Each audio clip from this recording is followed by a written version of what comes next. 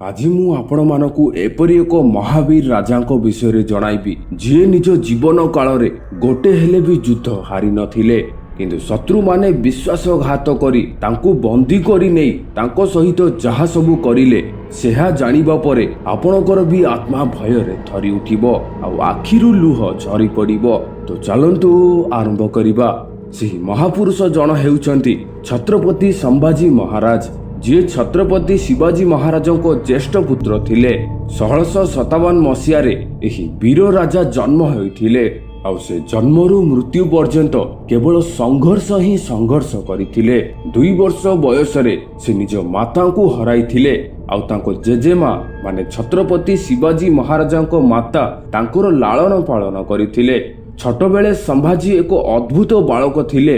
13 ବର୍ଷ ବୟସ ବେଳକୁ ହିଁ ସେ ସଂସ୍କୃତ ସହିତ ଦୁନିଆର 13ଟି ଭାଷା ଶିଖି ସାରିଥିଲେ। ହର୍ସ ରାଇଡିଂ ଠାରୁ ଆରମ୍ଭ କରି ଅସ୍ତ୍ର ଆଉ ଧନୁତୀର ଚଳାଇବାରେ ମଧ୍ୟ ସେ ମାହିର ଥିଲେ। 60 କିଲୋର ଖଣ୍ଡା ଧରି 16 ବର୍ଷ ବୟସରେ ସେ ପ୍ରଥମ ଯୁଦ୍ଧ ଜିତିଥିଲେ।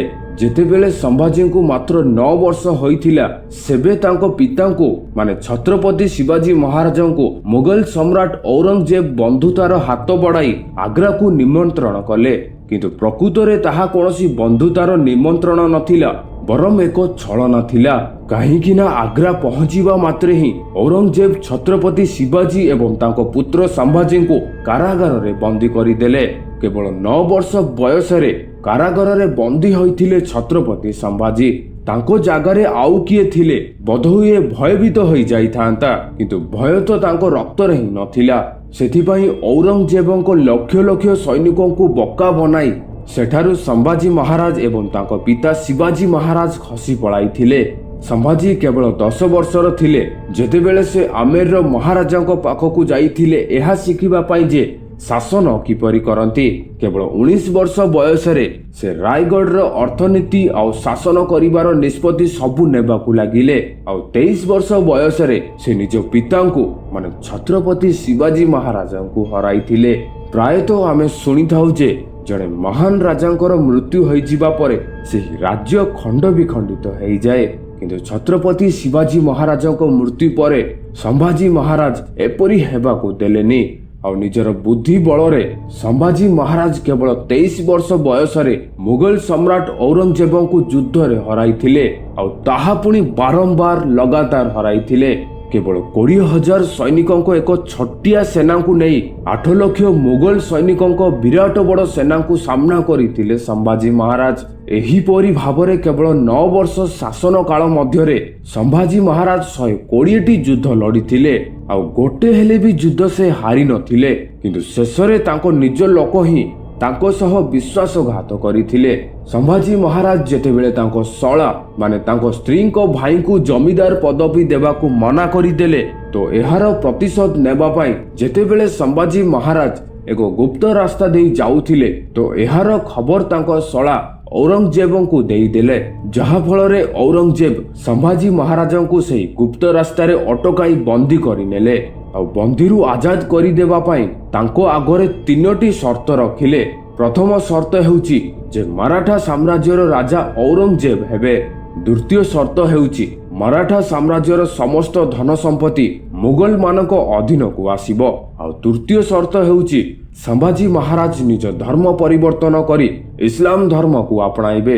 କିନ୍ତୁ ସମ୍ଭାଜୀ ମହାରାଜ କୌଣସି ପରିସ୍ଥିତିରେ ବି ଏସବୁ ସର୍ତ୍ତକୁ ମାନିଲେ ନାହିଁ, ଯେଉଁଥିପାଇଁ ଔରଙ୍ଗଜେବ ତାଙ୍କୁ ବିଭିନ୍ନ ପ୍ରକାରର ନିର୍ଯାତନା ଦେବା ଆରମ୍ଭ କରିଦେଲେ।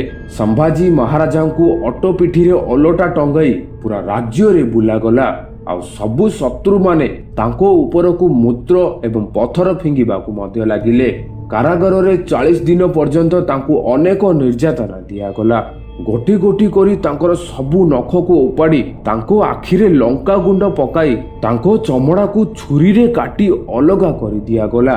ଏପରିକି ଲୁହା ଛଡ଼କୁ ଗରମ କରି ତାଙ୍କ ଆଖିରେ ଫୁଟାଇ ତାଙ୍କୁ ଅନ୍ଧ ବନା ଦିଆଗଲା।